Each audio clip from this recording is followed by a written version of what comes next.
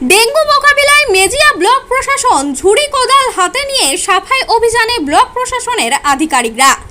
শিল্পাঞ্চলের কারণে রাজ্যের অন্যান্য প্রান্তের থেকে তুলনামূলকভাবে মশাবাহিত রোগের প্রাদুর্ভাব লক্ষ্য করা যায় মেজিয়া ব্লকে।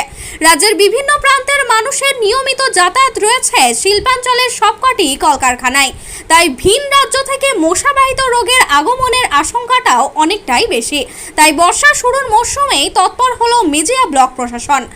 প্রচার অভিযান চালানোর পাশাপাশি ঝুড়ি কোদাল ঝাড়ু হাতে নিয়ে রাস্তায় দেখা গেল ব্লক প্রশাসনের সকল কর্তা ব্যক্তিদের। সঙ্গে আয়োজন ছিল এক সচেতনতামূলক র্যালিরও। ব্লক প্রশাসনের দাবি, এখনো পর্যন্ত এই রোগের প্রাদুর্ভাব একেবারেই নগণ্য। একদম মেজিয়া হচ্ছে অ্যাকচুয়ালি ইন্ডাস্ট্রিয়াল একটা ব্লক এবং এখানে মাইনিংও হয়।